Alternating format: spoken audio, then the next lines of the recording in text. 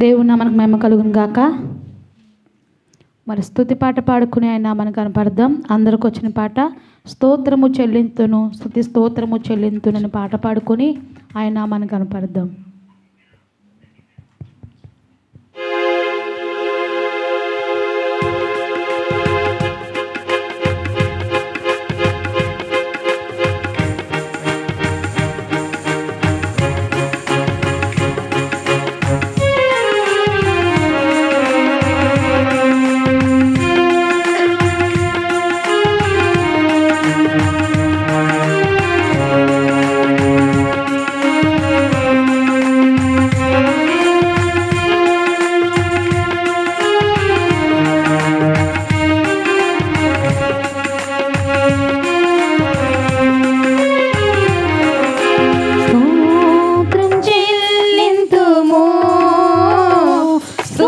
స్తోత్రం చెల్లింతుము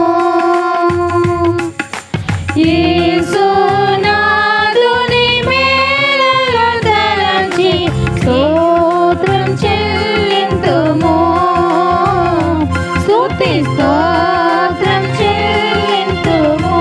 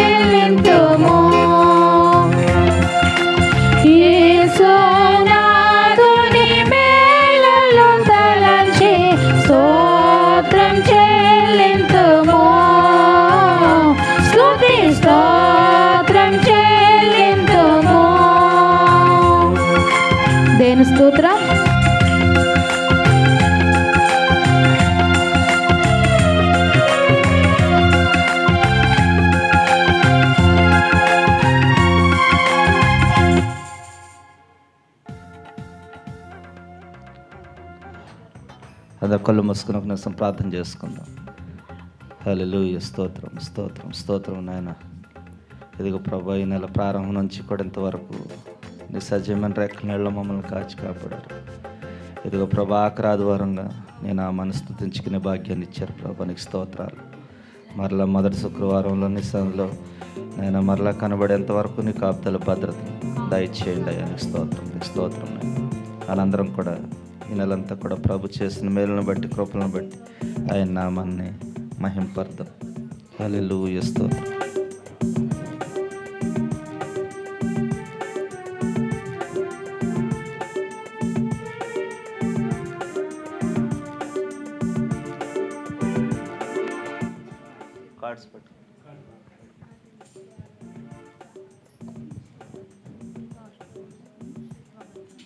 ప్రార్థిద్దాం. అందరూ ప్రార్థించుకోండి. దేవుని సన్నిధిలోకి వచ్చి మౌనంగా ఎవరు ఉండదు.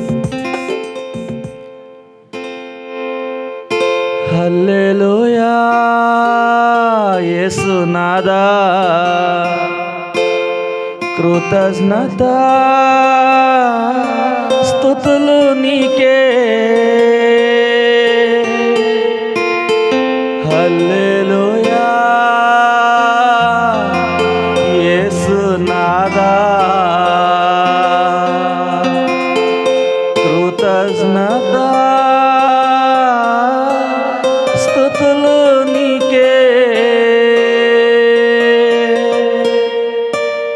అవునయ్యా, ఈ నెలంతా కూడా మమ్మల్ని కాచి కాపాడినందుకు నీ కృతజ్ఞతాస్తుతులు చెల్లిస్తూ ఉన్నాం ప్రభు. అందరము కూడా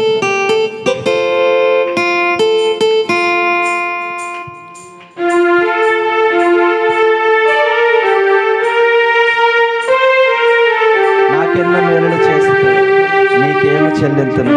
నీకేం అర్పింతును. చెప్పకూడదు అందరం ఒక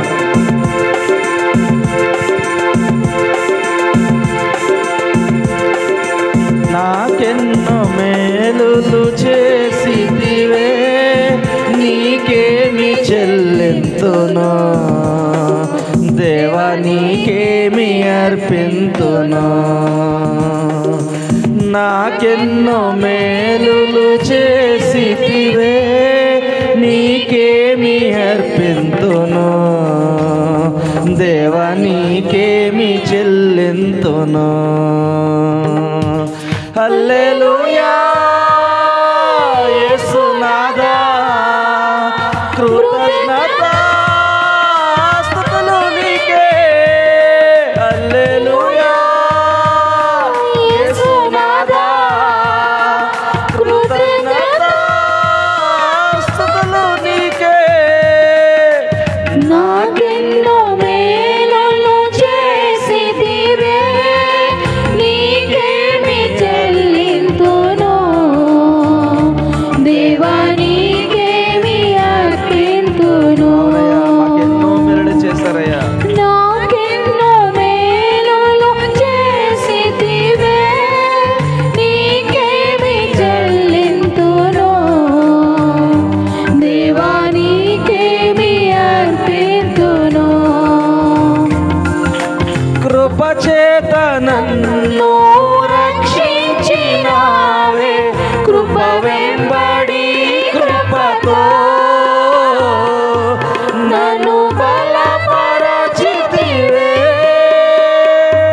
నన్నెంతగానో ప్రేమించినావే, నా పాపమును కడిగి పరిశుద్ధ పరచితివే. మరొకసారి కృపచేత నన్ను నీ కృపతో మమ్మల్ని రక్షించినందుకు మీకు స్తోత్రాలు. Yes, Lord. కృపతో నన్ను బలపరచితివే. అవునయ్యా, నన్నెంతగానో ప్రేమించినావే, నా పాపమును కడిగి పరిశుద్ధ పరచితివే. హల్లెలూయా యేసునాదా,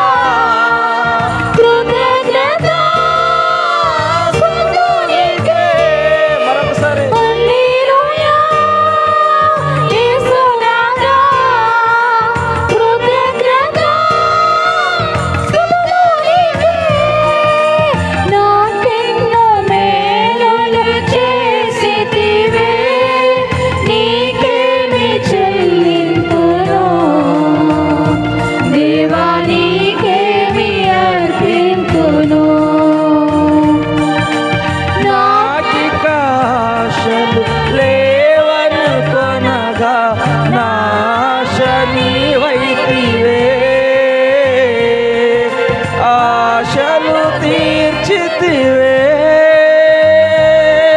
నలు దిశల నన్ను భయమావరింప నా పక్షముందుంటివే నాక భయమిచ్చితివే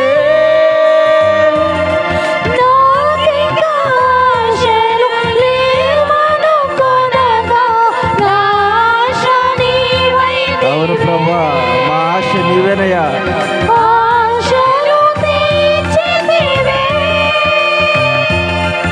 నలు దిశల నన్ను భయమావరింప నా పక్షముందుంటివే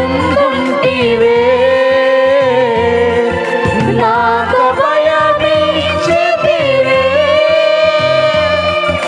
హల్లెలూయా యేసునాథా కృతజ్ఞత స్తుతినికే హల్లెలూయా యేసునాథా కృతజ్ఞత స్తుతినికే నాకెన్నో మేలులు చేసితివే నీకేమి చెల్లింతును దేవా నీకేమి అర్పింతును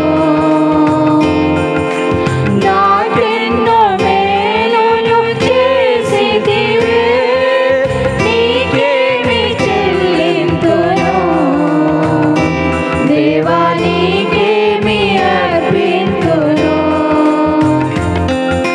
నీ రాజ్యమందు నన్ను చేర్చుకుందువు రానున్న రారాజువు నా రాజువు నీవు నీ వధువు సంగమున నన్ను చేర్చుకున్నావు నన్ను కొన్నవాడవు నా వరుడవు నీవు నీ రాజ్యమందు అవునయ్యా నీ రాజ్యమందు మమ్మల్ని చేర్చుకున్నందుకు నీకు స్తోత్రములయ్యా Yes, Lord. నా రాజువు నీవు నీ వధువు సంగమున నన్ను చేర్చుకున్నావు నన్ను కొన్నవాడవు నా వరుడవు నీవు హల్లెలూయా యేసునాథా కృతజ్ఞత స్తుతినికే హల్లెలూయా యేసునాథా కృతజ్ఞత స్తుతినికే నాకెన్నో మేలులు చేసితివే అవునయ్యా అవును ప్రభా నీకేమి చెల్లించుమయ్యా దేవా నీకేమి అర్పింతును నాకెన్నో మేలులు చేసితివే నీకేమి చెల్లింతును దేవా నీకేమి అర్పింతును నాకెన్నో మేలులు అందరూ మంత్రము చెప్తామా అవునయ్యా మీరు ఈ నెలంతా మాకు ఎన్నో మేలులు చేశారయ్యా మీకు ఏమిచ్చి మీరు రుణం తీర్చుకోగలమయ్యా అవును ప్రభా నీకేం అర్పించగలమయ్యా నాకెన్నో మేలులు చేసితివే నీకేమి చెల్లింతును దేవా నీకేమి అర్పింతును హల్లెలూయా యేసునాథా కృతజ్ఞత స్తుతినికే హల్లెలూయా యేసునాథా కృతజ్ఞత స్తుతులునికే హల్లెలూయా యేసునాథా కృతజ్ఞత స్తుతులునికే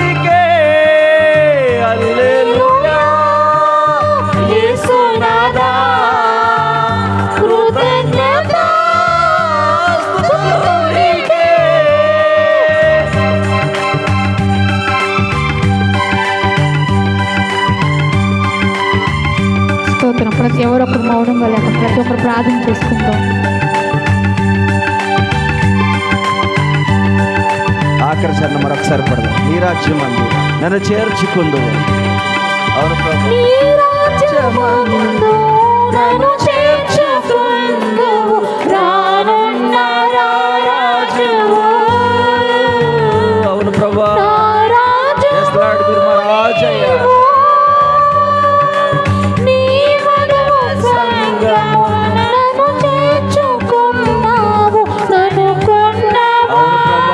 మీరు మమ్మల్ని వెల పెట్టుకున్నారయ్యా, మీకు స్తోత్రమయ్యా. నా వరుడవు నీవు, నా రాజ్యమందు నన్ను చేర్చుకుందువు, రానున్న రారాజువు. అవును ప్రభు. నా రాజువు నీవు,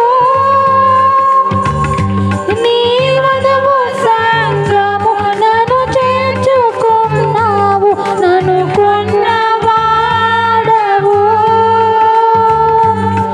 నా వరుడవు నీవు. హల్లెలూయా యేసురాజా, కృతజ్ఞత స్తుతులు నీకే. హల్లెలూయా యేసురాజా, కృతజ్ఞత స్తుతులు నీకే. హల్లెలూయా యేసునాథా, కృతజ్ఞత స్తుతులు నీకే. హల్లెలూయా యేసునాథా, స్థుతుడా నీ కొందరములు, రానున్న రాజ్యానికి స్తోత్రములు. హల్లెలూయా యేసునాథా, కృతజ్ఞత స్తుతులు నీకే.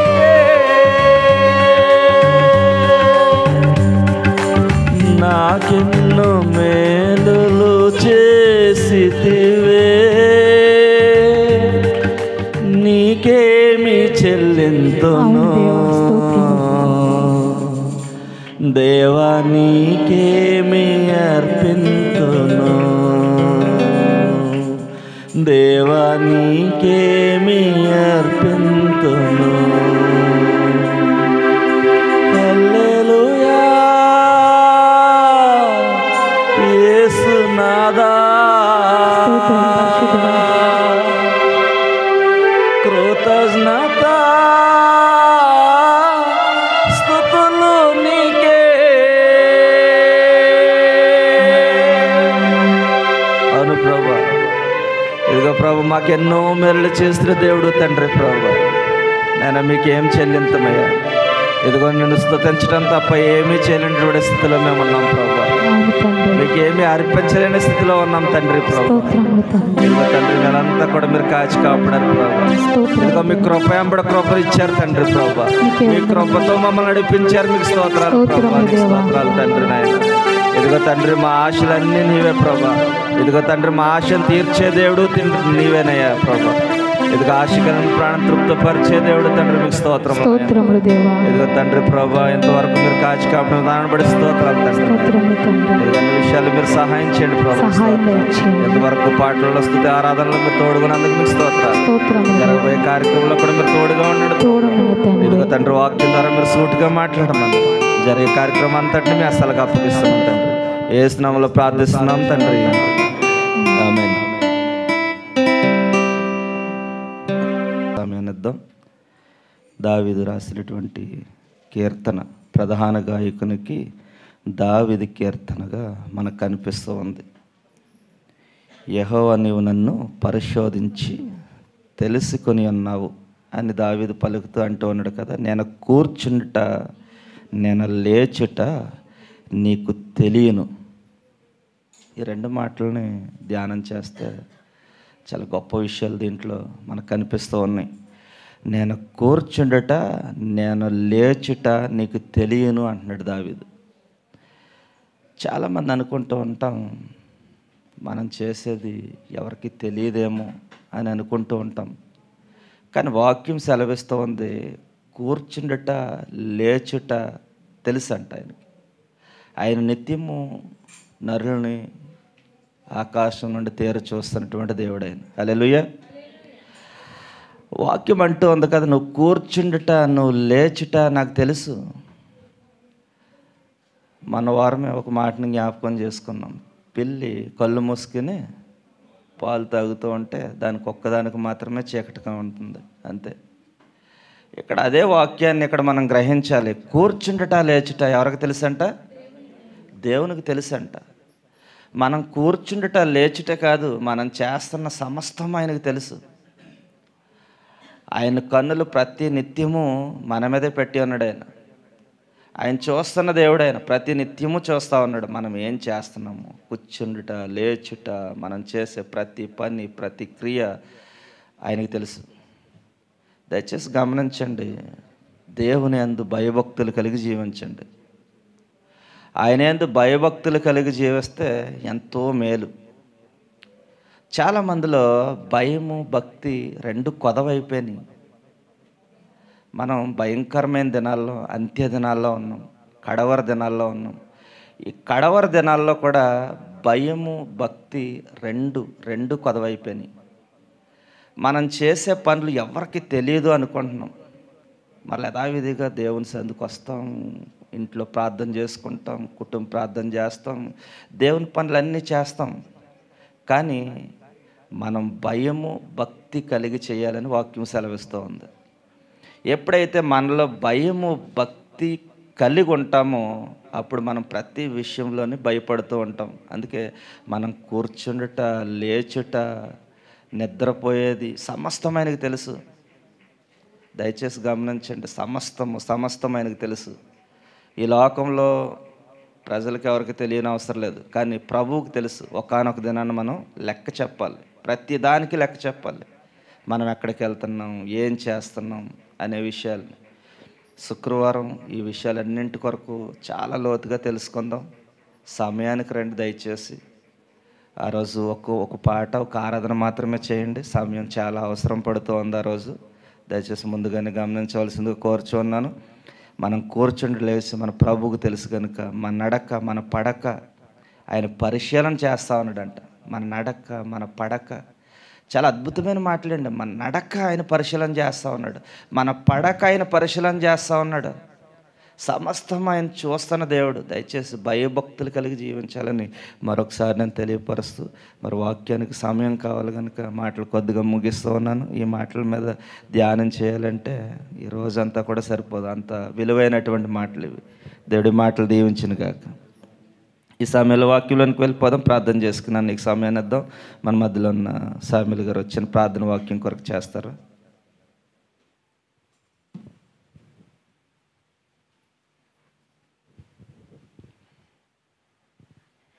దేవునికి వందనాలు. కళ్ళు మూసుకున్నట్టయితే ప్రార్థన చేసుకుందామండి. హల్లెలూయా, హల్లెలూయా, హల్లెలూయా, హల్లెలూయా, హల్లెలూయా. స్తోత్రం ప్రభువా, స్తోత్రం తండ్రి. పరిశుద్ధుడిని, సర్వోన్నతుడు మా తండ్రి, సర్వలోకానికి రక్షుడా, సర్వ సృష్టికర్త, మహోన్నతుడ, మహాగణుడ, ఆది సంభూతుడ, జీవాధిపతి, నిత్యమును తండ్రి మమ్మల్ని పరిశీలించిన దేవాన, నిత్యము మమ్మల్ని చూస్తున్న దేవా. మా క్రియలు ఎట్టువో, మా పనులు ఎట్టువో, మా తలంపులు ఎట్టువో అని నిత్యము నాయన గ్రహించిన తండ్రి, ఈ పరిశుద్ధమైన నామాన్ని, ఘనమైన నామాన్ని తండ్రి ఈ సాయంకాల సమయం తండ్రి ధ్యానించుకుంటున్నాం ప్రభువా. దయగల మా తండ్రి, నాయన నరులు తండ్రి నీ దృష్టికి ఎంత మాత్రము నిర్దోషులుగా కానేట్లేదన్నావు ప్రభు. అవును ప్రభు, మేము నరులు తండ్రి, మట్టి మనుషులు, మట్టి తలంపులతో ఉన్న వాళ్ళం తండ్రి. మా తలంపులు తండ్రి నీకు వ్యతిరేకంగా ఉన్నాయి ప్రభు. ఎంత మాత్రం నీకు ఇష్టలుగా లేవు కానీ తండ్రి, మా పైన ఉన్న నీ అపారమైన ప్రేమను పట్టి తండ్రి, మా పైన తండ్రి నీ అగ్ని హస్తాన్ని, నీ పరిశుద్ధ హస్తాన్ని, నీ దక్షిణ హస్తాన్ని నిత్యము కాపుదలు పెట్టి మమ్మల్ని నా తండ్రి నీ సజీవ రెక్కల చాటుని కాచి కాపాడి రక్షించిన దేవా.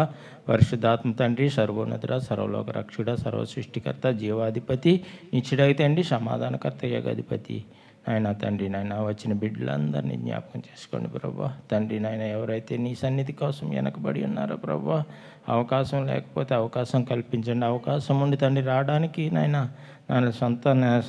సొంత పనుల కోసం హెచ్చించుకుంటున్నారు అమ్మ తండ్రి, వారి మనసులో మార్చండి ప్రభా. తండ్రి రాకడ సమయం తండ్రి నాయన సూచనలు చెప్పి ఉన్నావు తండ్రి. నాయన ఏటి చూసిన తండ్రి నాయన యుద్ధాలు, గొడవలు తండ్రి నాయన ఎక్కడ చూసినా నాయన ఒకరి మీద ఒకరు కొట్టుకి చచ్చిపోతున్నారు ప్రభా.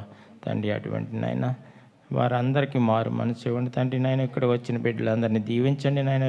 నాయన ఈ వాక్యం కొరకు తండ్రి నాయన ప్రార్థించమన్నారు ప్రభా. దైవ సేవకులు ఎవరైతే వాక్యాన్ని నాయన బోధిస్తున్నారో నా తండ్రి, నీ ఆత్మతో నింపి తండ్రి నాయన, ఏడంతల ఆత్మ నీ అగ్ని శక్తితో నింపి తండ్రి నాయన బిడ్డని నాయన నీ కంఠాన్ని బోరగా వాడుకుని తండ్రి వాక్యాన్ని ఎత్తిబడి ఆ వాటలనైనా ఆ మాటలనైనా మా హృదయంలో భద్రపరుచుకుని తద్వారా నాయన నడుచుకునే కృప దయచేయమని, ఘనత మహిమ ప్రభావాలు మీరే పొందమని యేసయ్య పరిశుద్ధ నామాన్ని బట్టి అడిగి వేడుకొంచున్నాను తండ్రి. ఆమేన్. హల్లెలూయా. ప్రార్థించిన సామెల గారికి ప్రత్యేకమైన వందనాలు. ఒక 30 నిమిషాలు మనం వాక్యాన్ని విందాం. 9:30 నిమిషాల వరకు అన్నికి సమయాన్ని ఇస్తూ ఉన్నాను.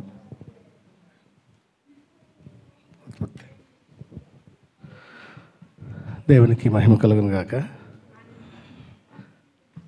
ఒకసారి అందరం దేవునికి స్తోత్రాలు చెల్లించుకుందామండి.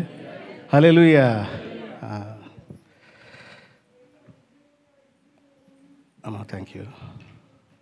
అది కీర్తనకారుడు ఒక మాట చెప్తున్నాడు కదండి, అందరికీ ఎంతమంది బాగా పరిచయం అనేటువంటి వచనం 84 కీర్తన 2వ వచనంలో ఏమనంటుందండి? 84వ కీర్తన 2వ వచనంలోనూ ఏమంటుందమ్మా? యెహోవా మందిర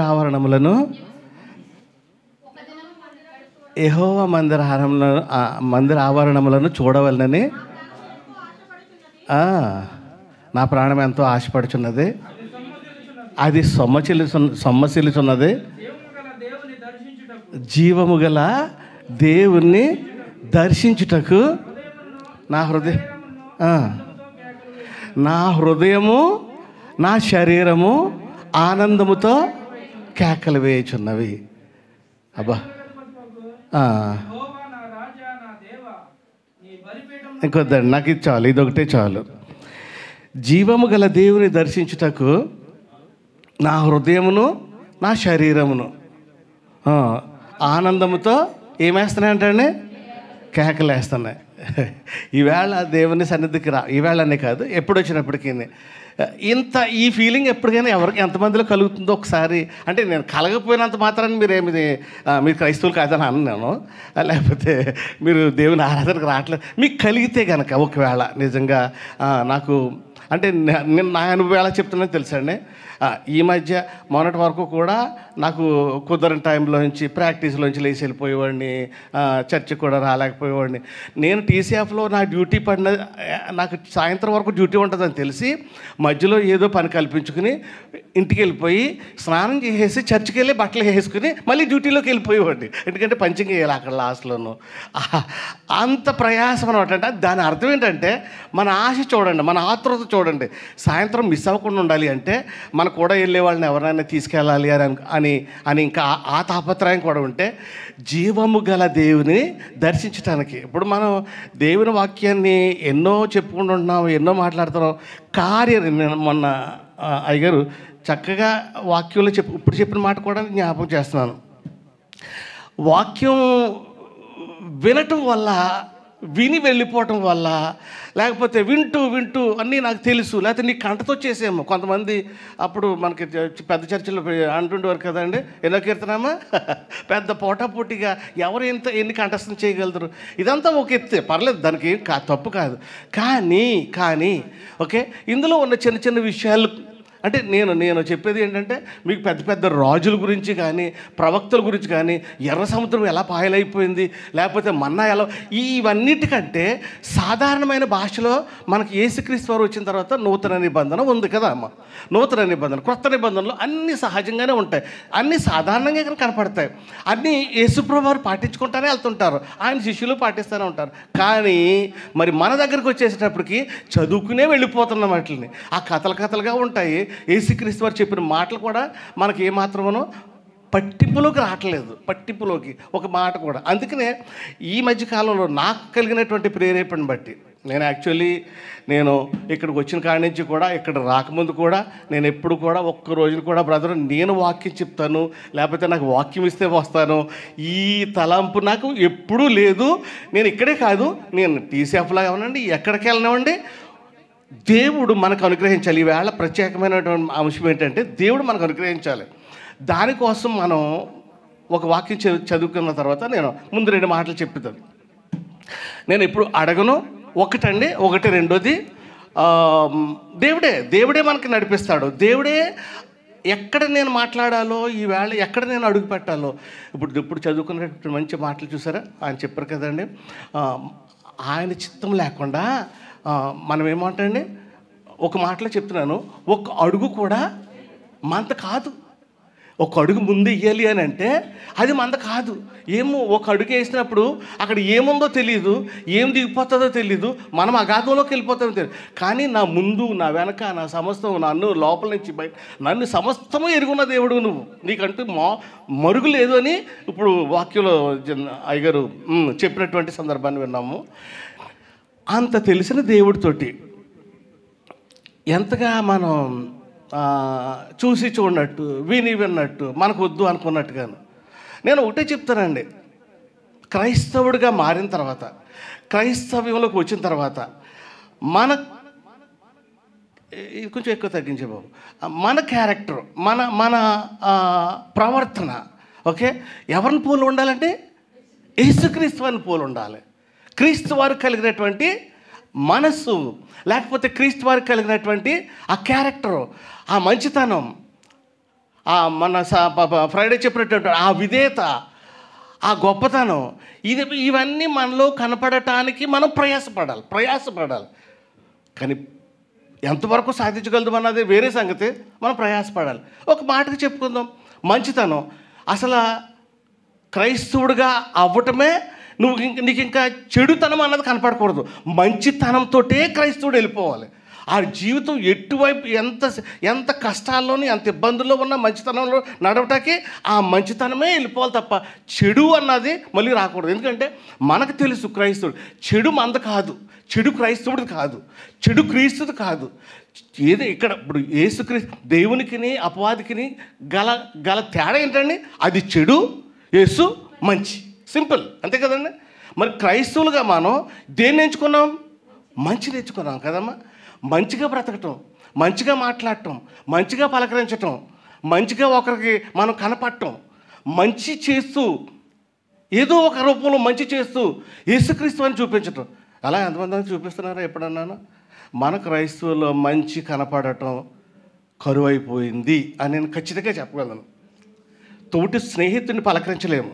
ఇంక నువ్వు బయట వాళ్ళు ఎవరైనా కొత్త వాళ్ళు వస్తే కొన్ని సంఘాల్లోనండి ముందు క్రైస్తవులకి ఇవి నేర్పించకపోతే గనక నిజంగా ఎంత వాక్యం చెప్పుకున్నా ఇందులో విషయాలన్నీ మనకు తేటతెల్లంగా, నాకు బైబిల్ అంతా తెలుసు, నాకు యేసుక్రీస్తు వారు ఎవరో తెలుసు, అది తెలుసు, ఇది తెలుసు అంత సున్నా నా వేదన. క్రైస్తవుడికి తెలియవలసింది క్రీస్తు వలె బ్రతకడానికి ప్రయత్నం చేయటం, క్రీస్తుని పోలికి చూపించటం అనమాట అండి, క్రీస్తు మనస్తత్వాన్ని చూపించటం అనమాట. ఆ మంచితనం ఎక్కడ కనపడుతుందండి? ఎక్కడా కనపడట్లేదు. నిజం చెప్తున్నానండి. వెళ్ళిపోతుంటే అన్న ఎలా ఉన్నావు అని కూడా పలకరించలేదు. ఒకవేళ మనం పలకరించినా కొంతమంది పట్టించుకున్నట్టు వెళ్ళిపోతున్నారు. అంతెందుకండి, ఇప్పుడు ఫర్ ఎగ్జాంపుల్ మీ ఇంటికి వచ్చామనుకోండి, మీ ఇంటికి వచ్చిన వెంటనే ఒక క్రైస్తవుడిగా మన బాధ్యత ఏంటి? నేను అంత దూరాన్ని ఉండగానే ప్రభువుని మార్త ఆహ్వానిస్తుంది, పరుగులు వెళ్ళి ప్రభువా రండి, ఆయన శిష్యుల్ని అందరినీ కూడాను. క్రైస్తవుడికి ఎవరైనా సరే అండి, ఇప్పుడు నేను ఇక్కడ చెప్పినా చెప్పకపోయినా ఇది గొప్ప కాదు. నేను వాక్యం చెప్పినంత మాత్రాన్ని నేను గొప్పవాడిని, మీరు కాదని కాదు. విశ్వాసంతో బ్రతుకుతున్నాం, క్రీస్తుని పోలి బ్రతుకుతున్నాం.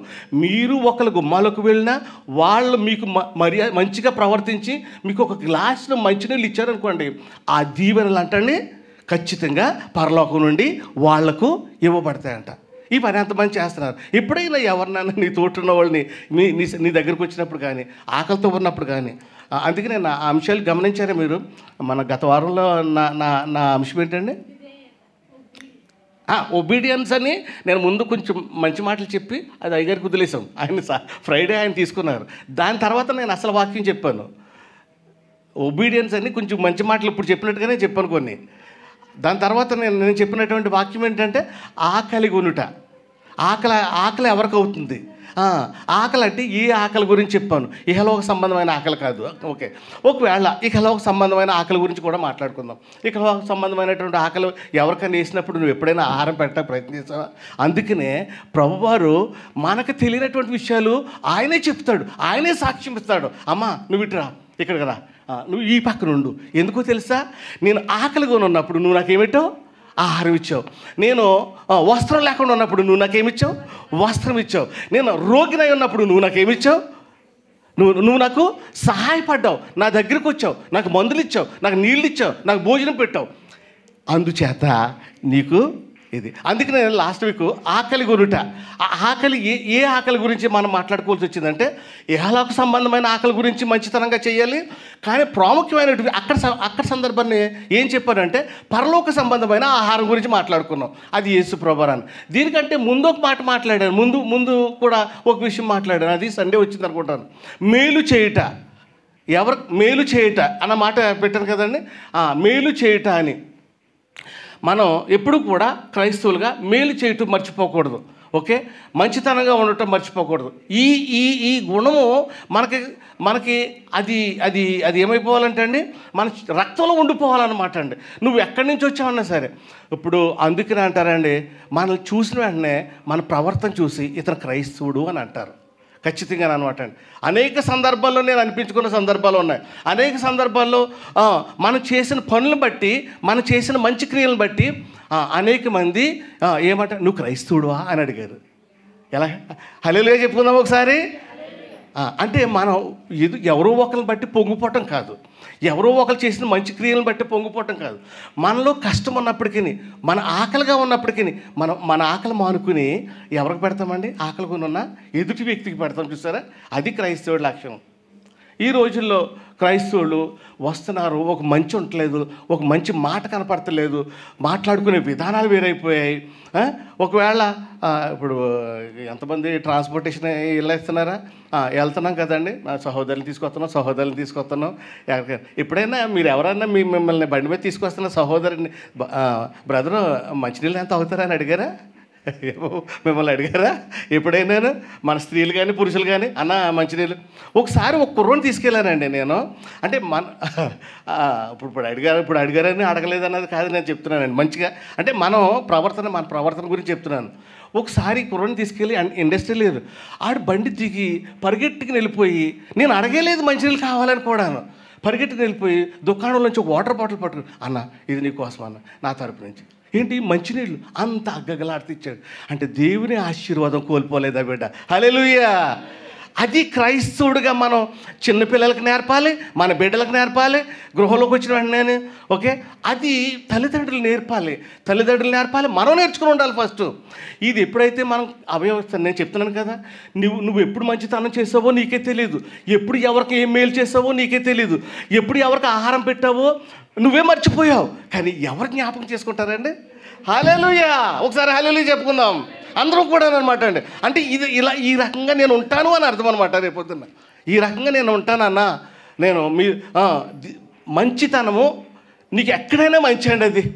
ఓకే, నువ్వు అన్యుల జాబితాలోకి వెళ్ళు, నువ్వు మంచి చేసిన తర్వాత వాళ్ళ నీ వెంట రాకపోతే చూడండి, యేసుక్రీస్తు వారిని ఏం చూసి అన్యులు పరిగెట్టుకుంటూ వచ్చారండి? ఆయన చేస్తున్నటువంటి మేలు చూసి పరిగెట్టుకుంటూ వచ్చారు. ఆయన అడిగి మేలు చేసేవాడా? అడగకుండానే మేలు చేసేవాడు. ఎవరికి నీకు ఒక వ్యక్తి కనపడ్డాడు అంటే, రోగి అయి ఉన్నాడంటే, అలా వెళ్తున్నాడు అని అంటే ఖచ్చితంగా అక్కడ ఆపి ఏమైంది ఈ రోగికి అని అడిగి బాగు చేసినటువంటి సందర్భాలు మనం యేసుక్రీస్తు వల్ల చూస్తాం.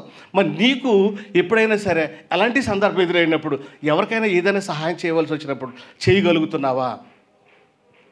ఇది క్రైస్తవుడిగా ఈ లక్షణాన్ని, మంచి అన్న లక్షణాన్ని, మేలు చేయటం అన్న లక్షణాలు, ఇవన్నీ కూడా మనకి వాక్యంలో ఇమిడి ఉన్నాయి.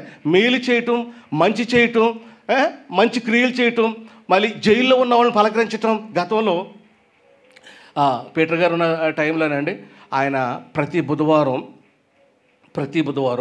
జైలుకి వెళ్ళాలండి. కొంతమందిని రమ్మనేవారు. అంటే ఎవరైతే ఆ డ్యూటీ టైంలో ఖాళీ ఉంటుందో, ఒక మార్నింగ్ 10 o'clock టైంలో ఎంతమందికి అయితే ఖాళీ ఉంటుందో మనందరం జైలుకి వెళ్ళి అక్కడ ఎంతోమంది అండి సంవత్సరాల తరబడి, ఈ రోజుల్లో ఇప్పుడైతే మనం ఇలా జైలుకి వెళ్తే టికెట్ అట్టుకుని వెళ్ళిపోతే ఒక 6 రోజులు వెళ్ళిపోతున్నామేమో, 3 రోజులు వెళ్ళిపోతున్నామేమో, పంపేసేవారేమో. కానీ ఆ టైంలోనూ బ్రదర్ కూడా బాగా తెలుసు, సంవత్సరాల తరబడి ఏకంగా ఒక ఆవిడైతే 3 సంవత్సరాలు జైల్లో ఉంది, అక్కడే ఉంది.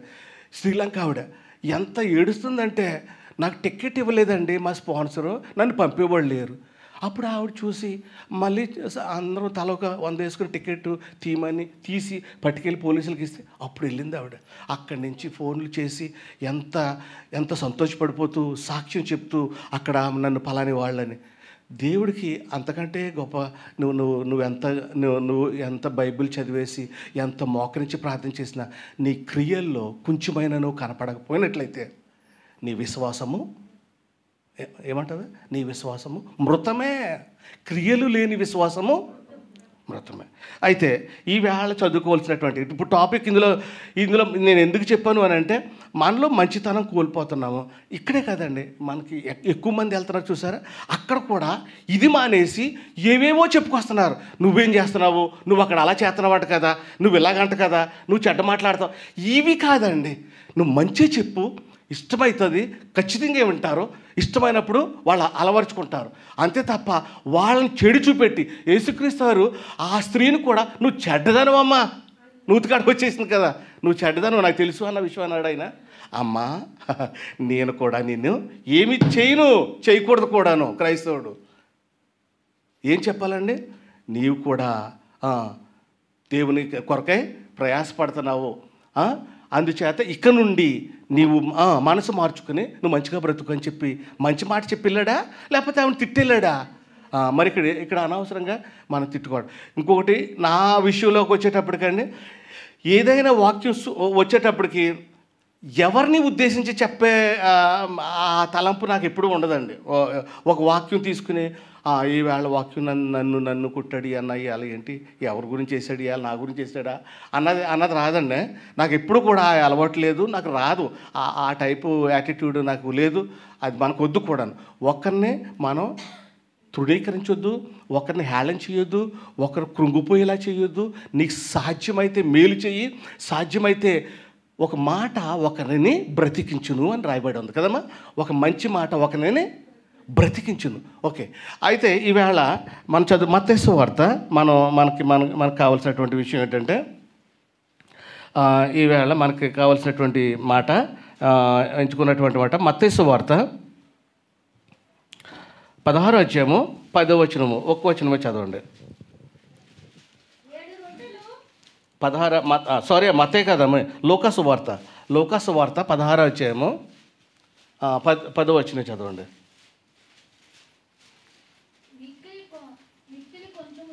అవునమ్మా, చాలమ్మా. మిక్కిలి కొంచెములో నమ్మకముగా ఉండేవాడు ఎక్కువలోనూ. ఇప్పుడు నా అంశం ఏమైందట, నా మాట ఏదై ఉంది వీళ్ళు చెప్పాలనుకుంటే ఏం చెప్పాలనుకున్నాను నేను? ఈ వచనంలో ఏం కనపడ్డది మీకు మెయిన్గా మాట? అసలు గట్టిగా చెప్పండి, నో ప్రాబ్లం. తక్కువలోనూ నమ్మకం, ఎక్కువలోనూ నమ్మకం. అంటే అసలు నువ్వు నమ్మకంగా ఉండాలి. ఫస్ట్ థింగ్, నువ్వు నమ్మకస్తుడు అయి ఉండాలి. ఇప్పుడు మనకి అసలైన విషయం ఇది నా టాపిక్. ఇప్పటి వరకు నేను క్రైస్తవుల గురించి మంచి గురించి చెప్పని చూసారా, ఇదంతా మనం జనరల్గా నేర్చుకోండి అని చెప్తున్నానమ్మా. ఏదో మీరు ఎవరు చేయట్లేదని కాదు, మీరు చేస్తున్నారు, చేసి ఉండొచ్చు కూడా. ఒకవేళ మన ప్రవర్తన పిల్లలకు నేర్పండి, యవనస్తులకు నేర్పండి, వాళ్ళ యాటిట్యూడ్ మార్చండి. ఓకే, ఇప్పుడు మనం చదువుకున్న వచ్చిన లూకా సువార్తలో కొంచెంలోనూ నమ్మకంగా ఉండాలంట, ఎక్కువలోనూ నమ్మకంగా ఉండాలంట. అంటే నమ్మకం అనేది ఇంపార్టెంట్ ఇక్కడ. ఈ నమ్మకం ఎంతవరకు నడిపిస్తుందంటే, ఈ నమ్మకం ఉండటం వల్ల, ఈ నమ్మిక నీలో కలగటం వల్ల ఎంత మంచి క్రియలు జరుగుతాయి అని అంటే, దేవుని రాజ్యానికే నడిపించే గొప్ప శక్తిగా నిన్ను ఈ నమ్మకం నడిపిస్తుంది. ఎప్పుడైనా సరే ఇంట్లో మీరు ఒకరి పట్ల ఒకరు నమ్మకంగా ఉంటున్నారా? ఫస్ట్ థింగ్ ఇక్కడి నుంచి వెళ్ళామనుకోండి, భార్య పట్ల భర్త పట్ల భార్య, బిడ్డల పట్ల తండ్రి పట్ల బిడ్డలు, బంధువులు, ఊళ్ళో వాళ్ళు, ఎవరి పట్ల అయినా మీరు నమ్మకంగా ఉన్నారా? నమ్మకంగా ఉన్నప్పుడు మీరు నమ్మకంగా ఉండొచ్చు, కానీ అవతల వాడు నమ్మకంగా లేడే. అండ్ నేను ఆడి విషయంలో ఎంతో నమ్మే చేశానండి, కానీ ఆడు నాకు ద్రోహం చేశాడండి. ఈ సందర్భం మాత్రం పర్ఫెక్ట్గా కనపడుతుంది మనకి. ఈ లోకం అది. కానీ దాంతో మనం విసుగుడైపోకూడదు, దాంతో మనం మన నమ్మకత్వాన్ని విడిచిపెట్టకూడదు. హల్లెలూయా, ఇది కావాలి ఇంపార్టెంట్, మన నమ్మకత్వాన్ని. ఇక్కడ నేను ఒక్కొక్క క్యారెక్టర్ బయటికి తీస్తున్నాను. మనం చెప్పినట్టుగాను నువ్వు ఇప్పుడు నీలో మంచితనం కావాలి, దేవుని భయభక్తులు కావాలి, నీవు మేలు చేయటం కావాలి. ఓకే, నువ్వు అనేక మందికి మేలు చేసేవాడిగా ఉండాలి.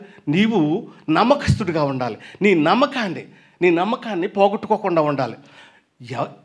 అవతల వాడు మనకు అన్యాయం చేసినా సరే, ఓకే, మనకు మోసం చేసినా సరే, నీ నమ్మకత్వాన్ని నువ్వు కాపాడుకోవాలి అన్నది నా అంశం. నీ నమ్మకత్వాన్ని నువ్వు కాపాడుకోవాలి. నువ్వు నమ్మకంగా ఉన్నప్పుడు నీకు ఒకడు ద్రోహం చేశాడు అనుకో, దేవుడు మనకి మేలు చేస్తాడు తప్ప మనకి కీడు చేసిన వాడికి మేలు చేయడు. గతంలో కూడా చెప్పారు ఒక మాటగా, ఒక స్నేహితుడు, ఒక మంచివాడు. ఇప్పుడు మనకు చెప్తున్నారు కదండి, అనేక సార్లు మనం మంచి చేసి మోసం పోతాం. అన్న చెప్పుండొచ్చు, మీరు అడగట్లేదు కానీ అడిగితే కనుక ఇలాగ అడుగుతుంటారు మీరు. అన్న మంచి చేసినప్పుడు కూడా మనల్ని మోసం చేసేవాళ్ళు ఉన్నారన్న, లేకపోతే మనం నమ్మకంగా ఉన్నప్పుడు కూడా మనకు ద్రోహం చేసేవాళ్ళు ఉన్నారు అని అడిగినప్పుడు నేను అంటాను, మన మంచితనాన్ని కోల్పోవద్దు, మన నమ్మకాన్ని అస్సలు కోల్పోవద్దు. మా బ్రదరు ఫ్రెండ్ ఎవరు నన్ను ఎప్పుడు చూశాడో నాకు తెలియదు. మా ఇంటి తినంగా అలాగే నడుచు చిప్పుల బట్టలతో వెళ్తున్నాడు. బ్రదరు ఎలా ఉన్నారు? పలానా అబ్రహాం అన్న మీ అన్న కదా? అవునన్నా అవునవును. ఇలా తమ్ముడు నేను ఓఎన్జీసీలో పనిచేస్తున్నాను, ఇలాగా ఏ చెప్పాడు అన్న. ఎక్కడికి వెళ్తున్నారంటే, నేను ఎక్కడికో మళ్ళీ నాకు వంటకు లేదు, నేను ఎక్కడో హోటల్కి వెళ్ళాలి అలాగ అన్నాడు. వెంటనే మనకున్న మంచితనం టక్కన బయటపడిపోతుంది. అన్న ఎక్కడికి ఎందుకు వెళ్తావు అన్న, మన ఇల్లు ఉంది కదా ఇదే, మన ఇంటికి వచ్చాను. వచ్చేసాడు, ఉన్నాడు. మా అమ్మ నేను అందరం కూడా అతనికి సేవ. ఎందుకంటే మా అమ్మ అక్క కొడుకు ఫ్రెండ్ అంట ఇంతకీ, అంతే కదమ్మా. నాకు పెద్ద పరిచయం లేదు. పెట్టాము, భోజనం పెడుతున్నాము, అన్నీ చేస్తూనే ఉన్నాము. అతను ఉన్న ఆలోచనలు అతనికి ఉన్నాయి. మనం మంచి చేస్తున్నాం అతనికి. ఏమైందండి, 2 రోజులు ఉన్నాడు. నాకు 2 రోజులు అయిన తర్వాత నాకు జ్వరం వస్తే నేను హాస్పిటల్కి వెళ్తే నాకు భోజనం తెస్తూ 2 రోజులు తెచ్చాడు. 3వ రోజుని భోజనం పట్టుకొస్తూ మా నాన్నగారు వాచ్ ఇచ్చుకున్నాడు, నా సైకిల్ ఇచ్చుకున్నాడు. నాకు భోజనం పట్టుకొచ్చి ఇచ్చేసి ఎటు వెళ్ళిపోతున్నాడండి, సైకిల్ను వాచ్ పట్టుకుని వెళ్ళిపోతాడు. దొంగడు కదా మరి, అతను నటించాడు కదా అంతవరకు. అయిపోయింది, ఇది అయిపోయింది. కానీ దారిలో వెళ్తా ఎవరు దొరికేసాడండి, మా మేనమామకు దొరికాడు. ఇంతకు ముందు ఇక్కడ కన్నాలు వేసినాడు, ఇలా వెళ్ళిపోతున్నాడు, ఈ సైకిల్ మీద వెళ్ళిపోతున్నాడు అని నేను పట్టుకుంటే వాడిని పట్టుకుని చెట్టుకి కట్టేసి అప్పుడు నా హాస్పిటల్లో ఉన్న నన్ను తీసుకెళ్ళి, ఒరే నీకు తెలుసా అంటే, 1 రోజులు బట్టి మన ఇంట్లోనే ఉన్నాడు మాయ, మేము భోజనం పెట్టాము, తత్స్నానం చేయించాము, అన్నీ చేసాము, అన్నీ మనం మంచిగా చేసాము. కానీ ఎక్కడ దొరికాడంటే మనల్ని మోసం చేసి వెళ్ళిపోతున్నాడు కదా, మా మావి ఇంటికాడ దొరికాడు అనమాట. మా మావి ఇంటికాడ దొరికితే వాడిని కట్టేసినప్పుడు ఆ సైకిల్ మీద పేరు నాది ఉంది, అందుకని ఇది నేను అని స్పష్టంగా తెలిసిపోయింది. అప్పుడు వాళ్ళందరూ వచ్చి కొట్టరాయండి, అలా చేయరా ఇలా చేయరా, వీడికి బుద్ధి రాలేదురా, చాలా కాలం ఇక్కడ చాలా కన్నాలు వేసాడు రా, మాకు తెలిసి వీడు నువ్వెలా చేరదీసావని అంటే, నాకు తెలియదు మాయ, అదిపులే వాడిని ఏం చేయలేను, నేను ఏం చేయదలుచుకోలేదు కూడాను. దేవుడు పట్టించి ఇచ్చేసాడు. సికోఫై వాచ్ ఏదో మనకు వచ్చేసింది, నా సైకిల్ నాకు వచ్చేసింది, కష్టపడి కొనుక్కున్న సైకిల్. అని మనం ఏం చేస్తాము మీరు అని చెప్పేసి వెళ్ళిపోయామన్నమాట అండి. ఇంతకీ మనం ఇందులో నేర్చుకోవాల్సింది ఏముంది అని అంటే, చూసారా, మన మంచితనం, మనం వాడిని నమ్మము. ఓకే, దేవుడు మనల్ని మోసం చేయడు. నమ్మి నువ్వు మోసపోయినప్పటికీ మనం ఇప్పటికీ బాధపడే పరిస్థితి రాకూడదనమాట అండి. నీ నమ్మకం అలాంటిది అయి ఉండాలి. అలాగే నీ భార్య పైన నువ్వు నమ్మకం కలిగి ఉండాలి. నీ భార్య భర్త పైన నమ్మకం, బిడ్డలపైన నమ్మకం కలిగి ఉండాలి. బిడ్డలకి నమ్మకాన్ని అన్న విషయాన్ని నేర్పించి ఉండాలన్నమాట అండి. ఈ నమ్మకం మనకు ఎప్పుడైతే కోల్పోతామో మనం చేయటం మర్చిపోతాం అనమాట, దాని నుంచి దూరం అయిపోతూ ఉంటాం అనమాట. అందుకని ఒకరి పట్ల నమ్మకంగా ఉండవు. మనము నమ్మకంగా ఒక క్రియ చేసినప్పుడు అది ఏదో రూపాన్ని దేవుడు మనకు చేసేస్తాడు. ఇద్దరము కాలేజీకి వెళ్తున్నాము, 2 ఫ్రెండ్స్ మేము, 10,000 రూపాయలు కట్ట అక్కడ కనపడ్డది. తీసాము. మా ఇద్దరిలో ఎవరికి రాలేదు డబ్బులు దాచేద్దామని. కానీ వెంటనే అనుకున్నాము, ఎదురుకు చూసేటప్పుడు ఒకటి సైకిల్స్ తొక్కుకుంటూ స్పీడ్గా వెళ్తున్నాడు.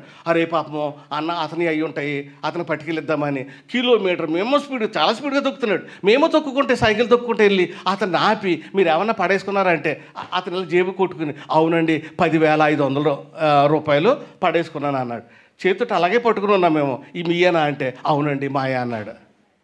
మాయే, ఇది నాయే అన్నాడు. అంటే మేము అనుకున్నాము, సాధారణంగా అంత డబ్బు ఎప్పుడు వెళ్తుందండి, పెళ్లి చేయటకి, పిల్లల పెళ్లి చేయటకు, ఏ కొంటకు, అవి మొత్తం మీద అని అనుకున్నాము. ఇచ్చేసాము. అతను థ్యాంక్స్ అని చెప్పేసి వెళ్ళిపోయాడు. ఆ తర్వాత నాతో ఉన్న స్నేహితుడు అన్నాడు, అదేంటి కనీసం థ్యాంక్స్ అన్నాడు కానీ అరే కనీసం ఒక డ్రింక్ అని ఇప్పించలేదేంటి మన ఫీలింగ్ అనమాట. ఎందుకులే అన్న మనకు ఏనొద్దు కానీ వెళ్ళిపోయినా అతను అంటే మనం ఎప్పుడు కూడా దాని గురించి ఆలోచించలేదు.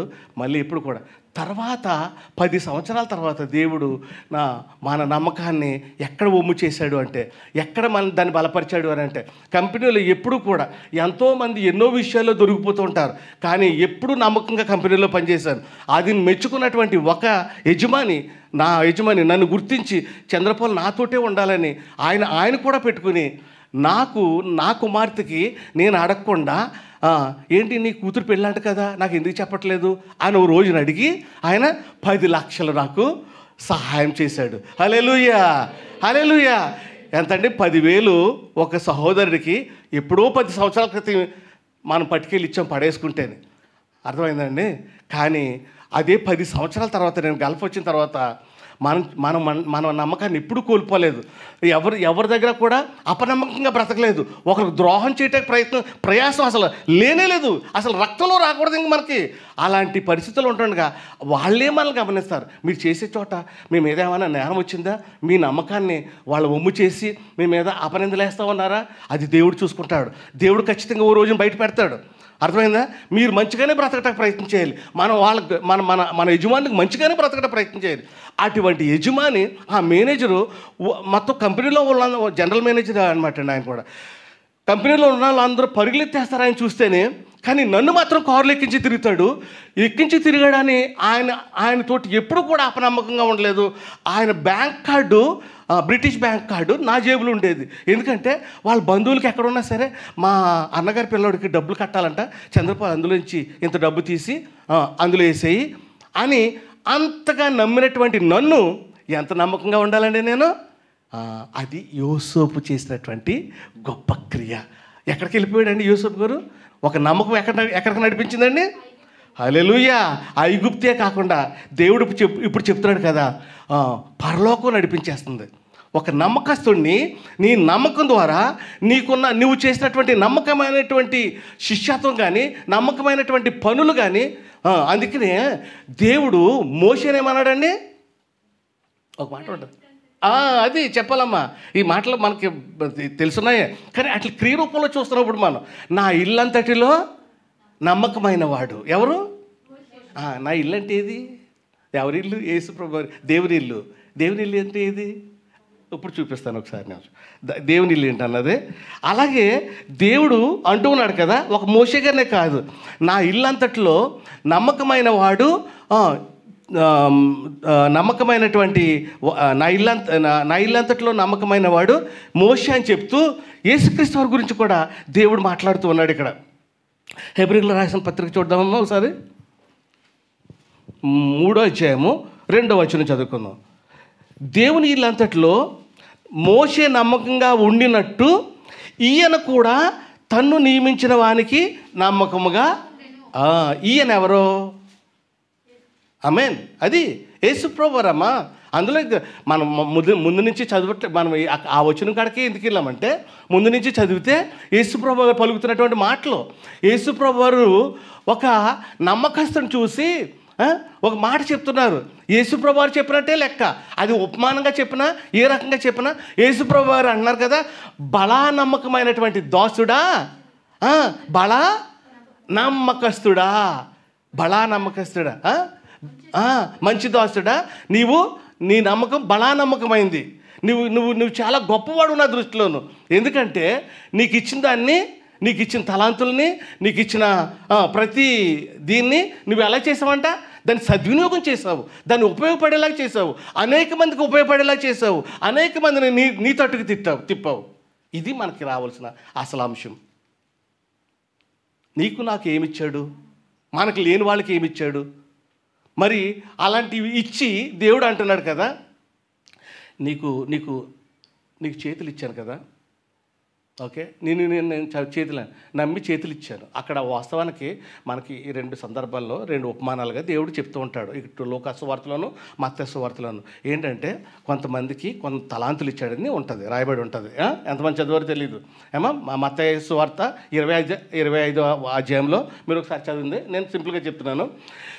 దేవుడు తలాంతులు ఇచ్చి ముగ్గురికి మూడు తలాంతులు ఇచ్చాడు కదమ్మా. ఒకరికేమో 10 తలాంతులు ఇచ్చాడు, ఒకరికి ఒకటి ఇచ్చాడు. అలా 3 తలాంతులు ఇచ్చినప్పుడు 5 ఇచ్చినాడు, దాన్ని డబల్ చేశాడు. అంటే మంచి వెదజల్లాడు అనమాట, మంచి కార్యాలు చేశాడు, ఏదేదో మంచి పనులు చేసి డబల్ చేశాడు. 5 ఇచ్చినాడు, దాన్ని రెట్టింపు చేశాడు. నమ్మకం. అలాగే మూడోడు మాత్రం నాకేమీ ఇవ్వలేదు దేవుడు, అంటే నాకు నాకు నాకు నాకు దేవుడు నాకు ఆస్తికాలకు చేయట్లేదు, నాకేమివ్వడు, నాకు ఇంతే, నా బతికింతే, నేనేం చేయను, నాకేం వచ్చండి ఏమా అంతేనా, వచ్చాను నేను అలాగా, నాకేమొచ్చు, నాకు బైబిల్ చదవటం కూడా రాదు అని అనుకుని బైబిల్ తీసుకెళ్ళి పక్కన ఆడేయాలి, అంతే కదమ్మా. అలా అనుకోకూడదమ్మా, అనకూడదని చెప్తున్నాను నేను.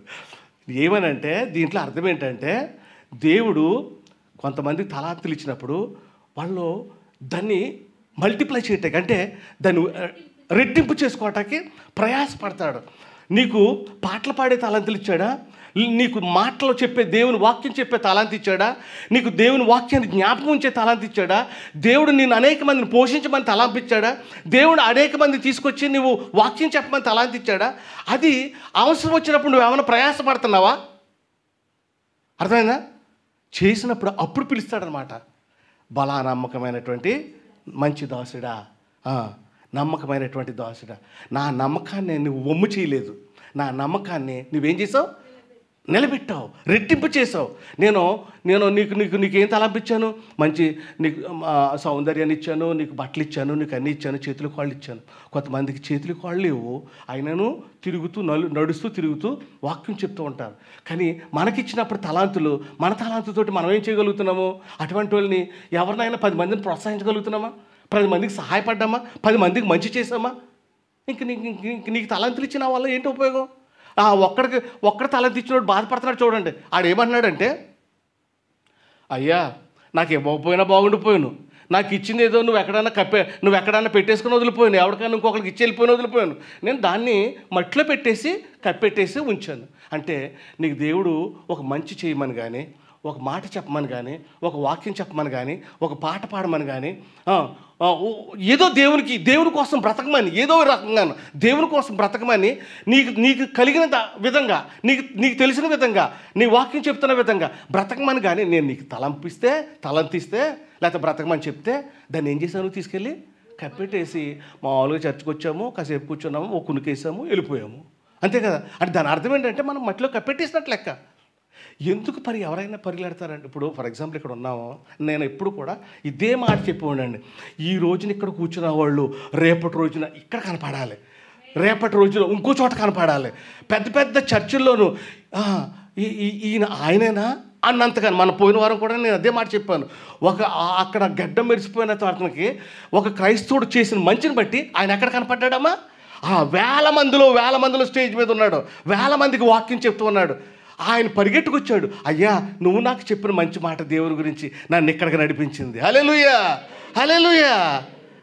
నాకు వయసు అయిపోయింది, నాకు టైం అయిపోయింది, ఆఖరి టైంకి నేనేం చెప్తానటమ్మా? లేదు, ఎక్కడో దిక్కుని చెప్పాలమ్మా, ఎక్కడికో దిక్కి. నీకు నీ మనవలకి, నా మనవలు ఉన్నారు, నా మనవలతో కూర్చుంటానా? పాటలు వాళ్ళ కండతో చెప్తారన్నమాట. అంటే అటు ఆనందిస్తాము, కంజరు కొడతాము పిల్లలతోటి, వాళ్ళకి సంతోషంగా ఉంటుంది, మనం దేవుని మాటలు నేర్పినట్టు ఉంటుంది, అంతేనా కాదా? మరి అది చేసిన దేవునికి ఇష్టమేనా? దేవుని తలాంతిని ఎక్కడో దిక్కునా ఎవరి దగ్గర వాడుతున్నావమ్మా? నువ్వు పిల్లల దగ్గరైనా వాడుతున్నావా? అది గొప్పతనం కాదా? ఓకే, ఆఖరిగా ఒక మాట చదువుకుందాం, టైం అయిపోయింది, మనం చెప్పవలసినటువంటి విషయాలు ఉన్నాయి. అయితే ఇల్లంతట్లో దేవుడు ఏ రీతిలో అయితే మోషే నమ్మకంగా ఉన్నాడో, మోషే కంటే గొప్పవాడు ఎవరండి? యేసు ప్రభువు కదా. దేవుని ఇల్లంతట్లో మోషే నమ్మకంగా ఉండినట్లు ఈయన కూడా తను నియమించిన వానికి, ఎవరు నియమించారు? ఆయన్ని, యేసు ప్రభువుని దేవుడు నియమించాడు, తండ్రి నియమించాడు. ఏమి నియమించాడు? నువ్వు భూమి మీదకి వెళ్ళి వాళ్ళందరినీ కూడా రక్షించాలి ఇచ్చాడు. ఆ నమ్మకాన్ని బొమ్మ చేశాడా? అవి ప్రభువా, నేను ఎంత బాధ కలిగిందమ్మా ఆయనకే, ఆ సిలువెక్కటకి ఎంత బాధ కలిగింది, ఎంతగా ఏడ్చాడు ఆయన. బాధ కలిగి కూడా నేను చేసి తీరాలి, నమ్మకాన్ని నిలబెట్టాలి, నా దేవుని యొక్క నమ్మకాన్ని. ఒక్కసారి కిందకి వెళ్తే ఆ మాటలో ఉన్న భావం చూడమ్మా. ఇంకొకసారి ఇంకొక తీయండి, ఇంకో మాట తీయండి. అదే హెబ్రీయులకు రాసిన పత్రిక 3వ అధ్యాయము 5వ వచనం. త్వరగా మనం ఇంకొక 2 వచనాలు చదువుకుందాం. 3వ అధ్యాయము 5వ వచనం చూడండి. ముందు చెప్పబోవు సంగతులను ఉమ్, సాక్షాత్తుగా ఉమ్, మోసే పరిచారకుడై ఉండి ఉమ్, దేవుని ఇల్లంతట్లో ఉమ్. నమ్మకంగా ఉండెను. 6వ వచనం కూడా చదవమ్మా. అయితే క్రీస్తు కుమారుడై ఉండెను. ఆమేన్. చూడండి ఇక్కడ గమనించండి. మన నమ్మకం కూడా యేసు ప్రభు వారు తండ్రికి ఎలాగైతే నమ్మకంగా ఉండి, ప్రభువా నీ నమ్మకాన్ని నేను వమ్ము చేయను, నీ నమ్మకమును నేను రుజువు చేస్తాను, నువ్వు నా పైన పెట్టినటువంటి నమ్మకాన్ని నేను దాన్ని వమ్ము చెయ్యను, నీకు దాన్ని రుజువు చేస్తాను. ఆ సిలువుపై నువ్వు మరణించాలని నన్ను నమ్మకస్తుడిగా పెట్టుకున్నావు కదా. ఎలా పెట్టుకున్నాడు అండి? నమ్మకస్తుడిగా పెట్టుకున్నావు కదా. అప్పుడు సిలువు నుంచి పారిపోతానా? నేను ఆ మాట చదవను నువ్వు అక్కడ. అందుకే అక్కడ దాని అర్థం అనమాట అండి. అయితే క్రీస్తు ఆయన ఇంటి మీద ఇంకా చెప్పండి, ఇంకా చూడ ఉన్నాడు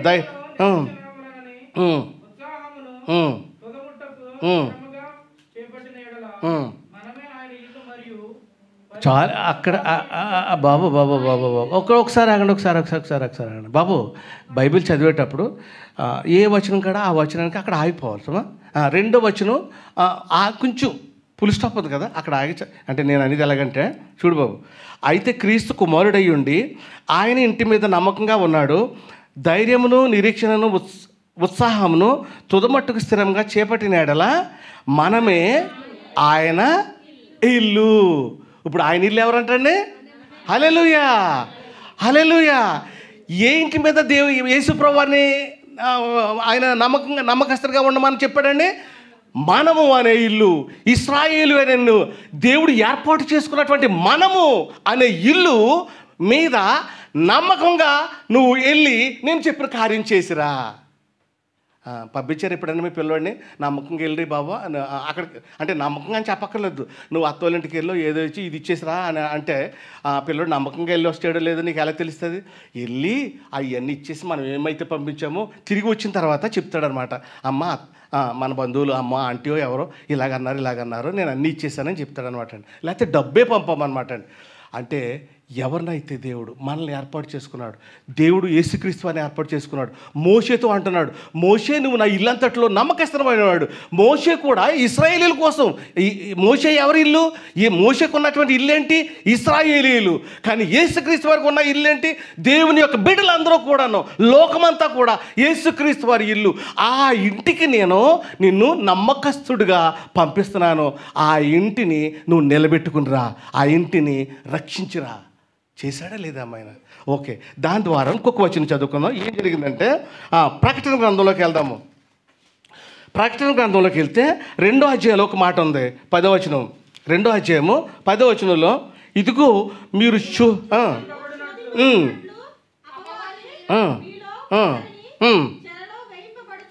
కరెక్ట్ అమ్మా.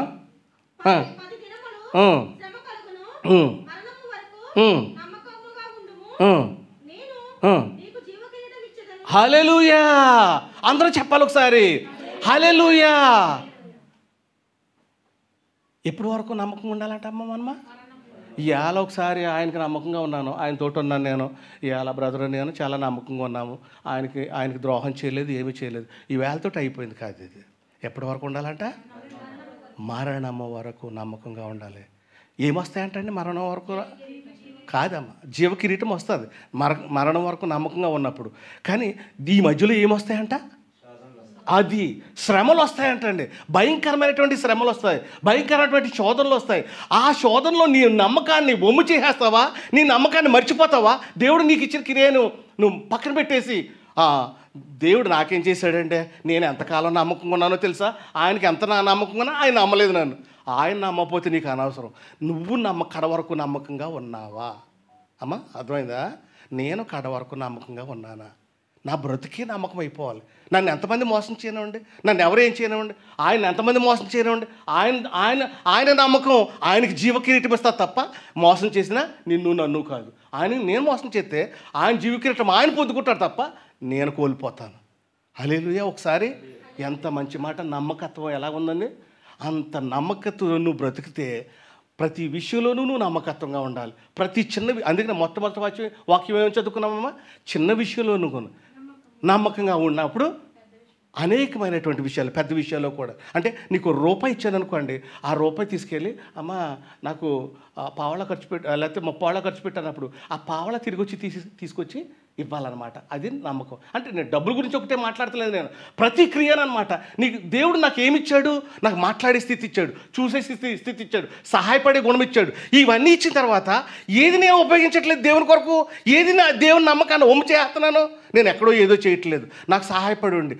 నీకు సహాయం చేయగలిగినటువంటి పరిస్థితి ఉండి కూడా సహాయం చేయని వానికి కీడు, శ్రమ.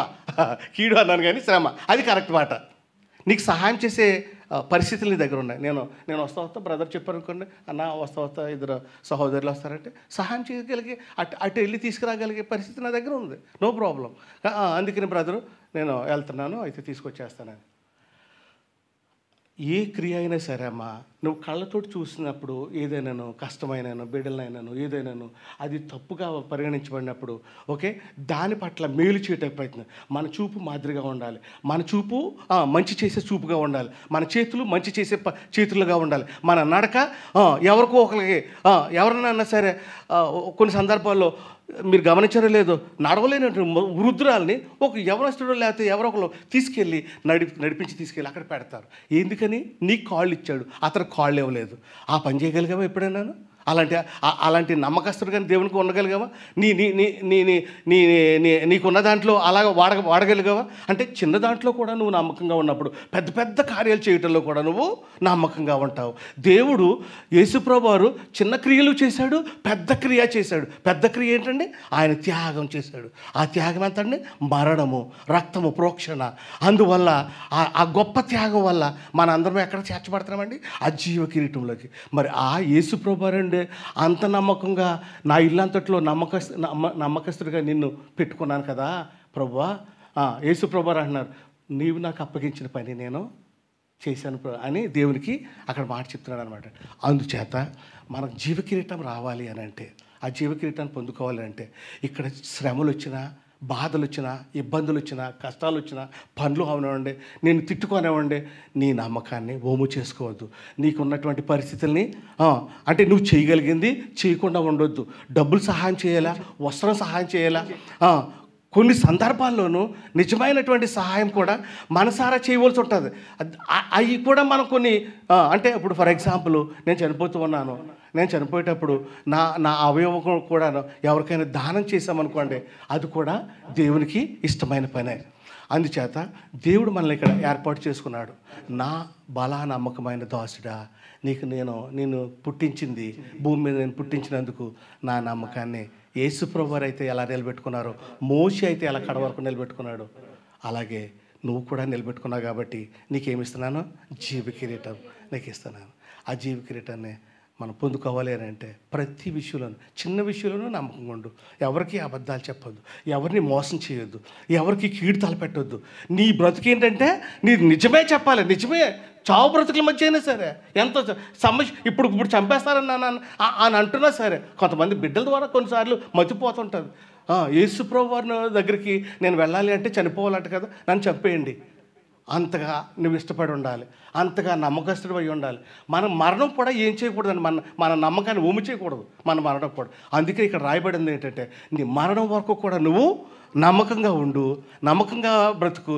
నీకు దేవుడు ఏమైతే నీకు తలాంతులు ఇచ్చాడో, నీకు దేవుడు ఏవైతే నిన్ను మేలు చేయమని చెప్పాడో, ఏవైతే మంచి చేయమని చెప్పాడో, ఏవైతే ఈ భూమి మీద చక్కగా నువ్వు బ్రతకాలో దేవుని కొరకు, ఆ రీతిలో బ్రతకటానికి క్రైస్తవుడు ప్రయాసపడాలి, భయభక్తులు కలిగి జీవించాలి. ఆయన మనల్ని ఎప్పటికీ చూస్తున్నాడు అన్న విషయాన్ని కూడా గమనించాలి. మన హృదయం ఎప్పుడు కూడా చెడు తలంపులకి, చెడు ఆశలకు, అన్యాయం చేయటానికి, దేనికి కూడానండి ఓకే నెగిటివ్ అన్నది ఏదైనా సరే, ఏదైనా మంచి చెడు లేదు, మంచి మాత్రమే క్రైస్తవుడి దగ్గర మిగిలిపోవాలి. ఆ మంచితో నమ్మకస్తుడిగా నువ్వు మిగిలిపోవాలి. ఆ నమ్మకం నిన్ను పరలోకం తీసుకెళ్ళాలి. ఆ పరలోకం తీసుకెళ్ళి దేవుడు బల నమ్మకమైనటువంటి నా ప్రియ తమ్ముడా లేకపోతే సహోదరి, ఇదిగో నీకు జీవ కిరీటం. ఆమేన్. అందరూ ఒకసారి లేచి ప్రార్థన చేసుకుందామండి. కనుకలే పాడతా, ఓకే అమ్మ, కూర్చోండి. చిన్న ప్రార్థన చేస్తాను. ప్రేమ గల తండ్రి, కృపమేడ దయగల రాజా, స్తోత్రం తండ్రి. దేవా, ఇదిగో తండ్రి, మీరు పరలోకం గురించి చెప్పినటువంటి బలానమ్మకమైనటువంటి దాసుడా, నువ్వు చేసిన మంచి కార్యాలు నాకు నచ్చాయి, కాబట్టి నీకు ఇన్ని తలాంతులు బట్టి నీకు ఇన్ని రాజ్యాలు ఇచ్చేస్తున్నాను, నీకు ఇంకా మంచి తలాంతులు ఇచ్చేస్తున్నాను. కానీ మా నమ్మకాన్ని ప్రభు మా మరణాంతరం వరకు కూడా మా మరణం వరకు కూడా దాన్ని నిలబెట్టుకుని ఆ జీవ కిరీటాన్ని పొందుకునే భాగ్యం ఇక్కడ ఉన్న నా ప్రియ సహోదరులకి అందరికీ దయచేయమని, మమ్మల్ని బలపరచమని, క్షేమాన్ని దయచేయమని యేసయ్య అతి పరిశుద్ధ నామమున మిక్కిలి వినంతో బ్రతిమాలి అడిగి వేడుకొనిచున్నాను మా పరమ తండ్రి. ఆమేన్. ఆమేన్.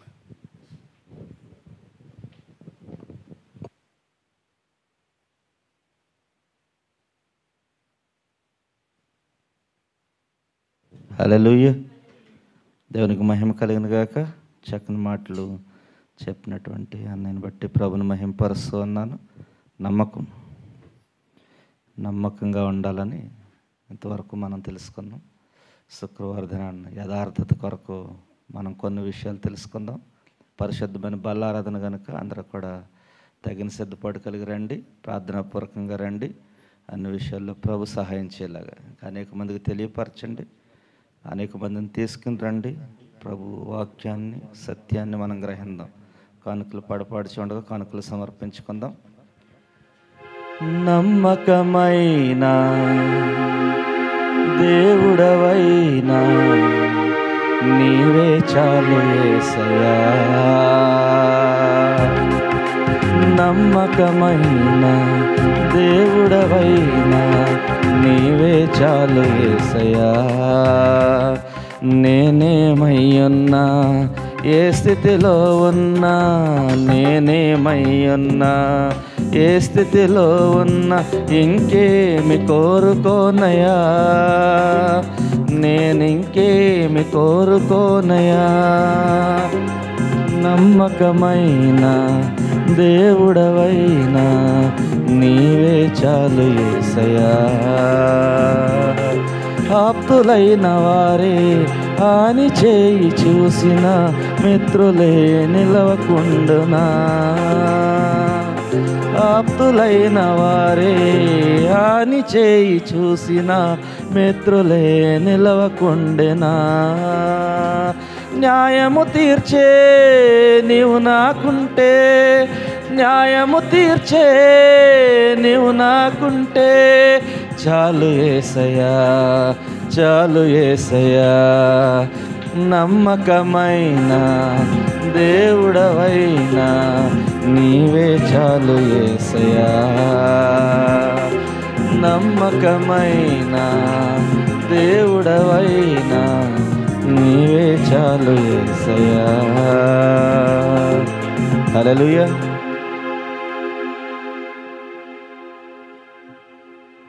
నమ్మకమైన దేవుడైనా మనం నమ్మకంగా ఉంటే ఆయన జీవ కిరీటాన్ని ఇచ్చే దేవుడు కనుక మనం ఎన్నోసార్లు ఆ మాటను జ్ఞాపకం చేసుకుంటూ ఉన్నాం. మరణం వరకు అన్నీ సహించి నమ్మకంగా ఉంటే జీవ కిరీటాన్ని పొందుకుంటాము. చిన్న చిన్న విషయాల్లో మనం వైదొలిగిపోతూ ఉన్నాం. విశ్వాసంలోంచి చిన్న చిన్న తప్పుదలు, పొరపాట్లు, అన్ని విషయాల్లో నమ్మకంగా మనం ఉండాలి. ఏసేపు జీవితాన్ని మనం ఆధారం చేసుకుంటే చాలు. ఎంత నమ్మకత్వంతో ఏసేపు ఉన్నాడో అటువంటి నమ్మకత్వాన్ని మనం కూడా కొనసాగించే వారంగా ఉండాలని చక్కని మాటలు చెప్పిన నేను బట్టి ప్రభుని మహింపరుస్తూ ఉన్నాను. అందరూ లేసినట్టయితే ముగింపు ప్రార్థన చేసుకుందాం.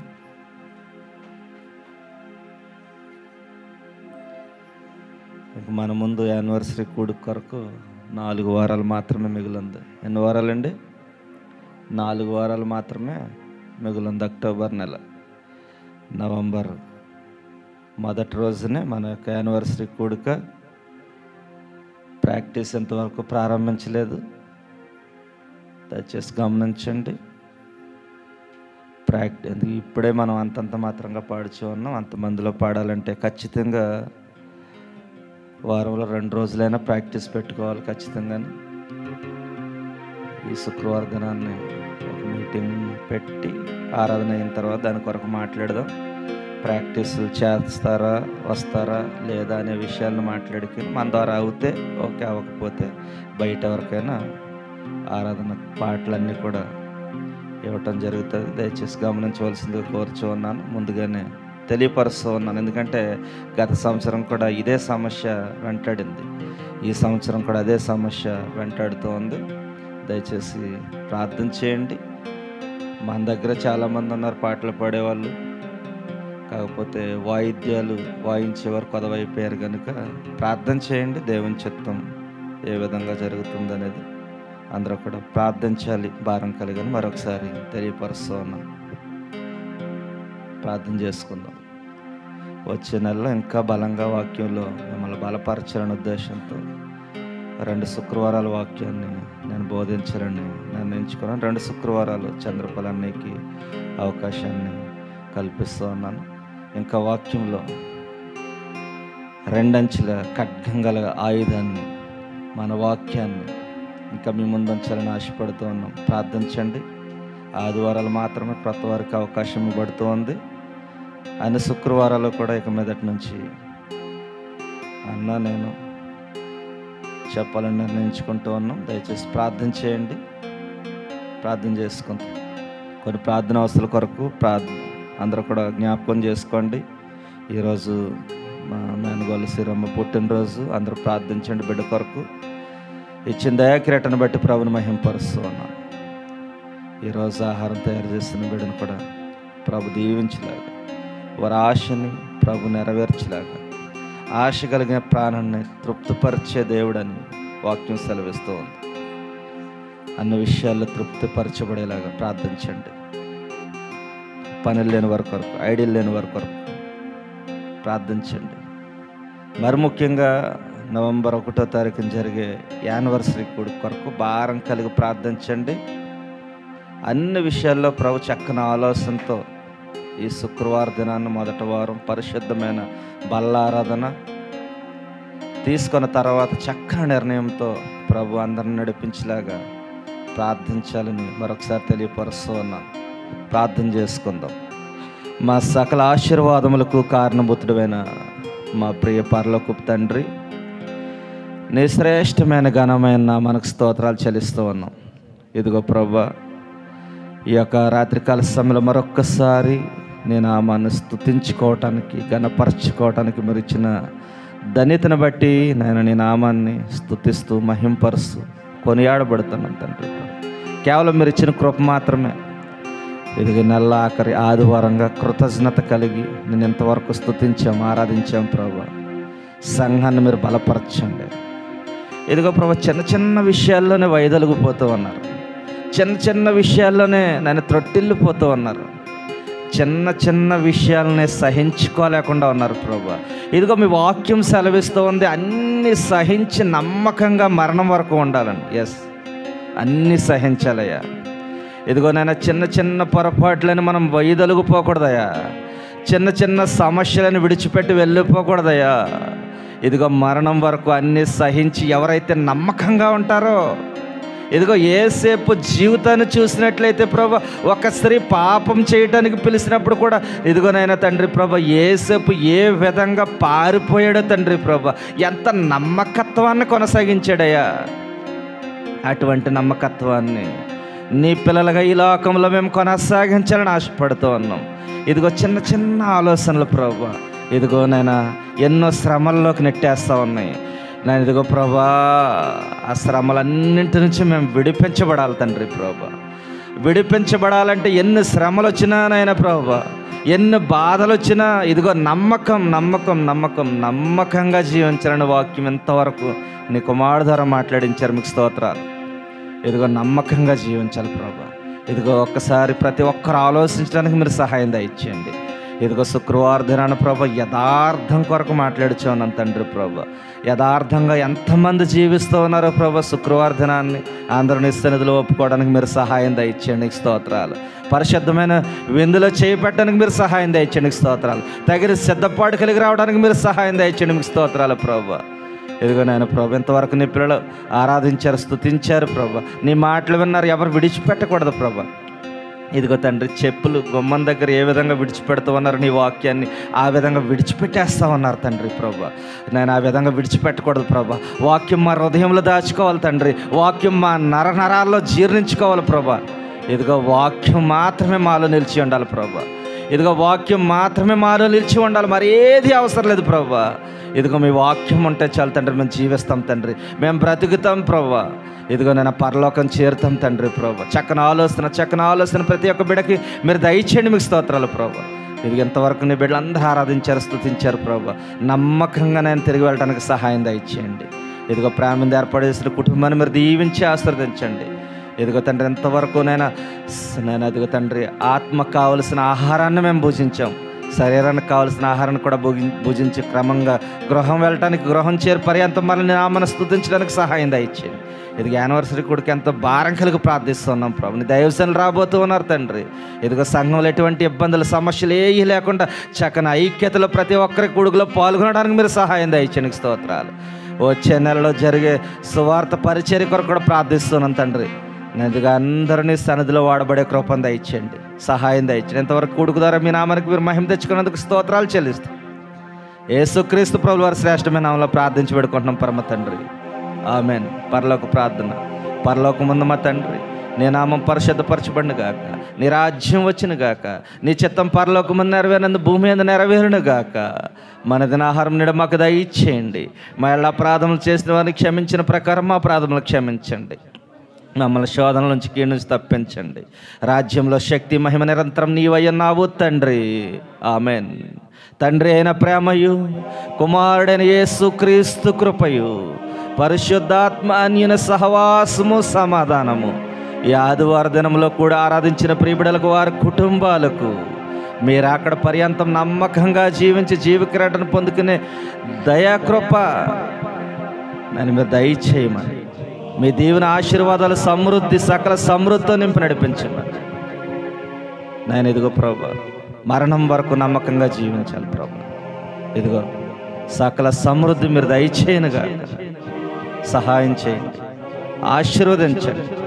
ఇదిగో ప్రభు అందరినీ మీ అసలుకు అప్పగిస్తూ ఉన్నాం. మీరు అక్కడ పర్యంతం నమ్మకంగా జీవించే కృపను దయచేయండి. యేసు నామమున ప్రార్థిస్తున్నాం తండ్రి, ఆమేన్. యేసు రక్తమే చేయండి ప్రభుని, యేసు రక్తమే చేయండి ప్రభుని, యేసు రక్తంలో సంపూర్ణ విజయం కలుగును గాక. ఆమేన్, ఆమేన్. అందరికీ వందనాలండి.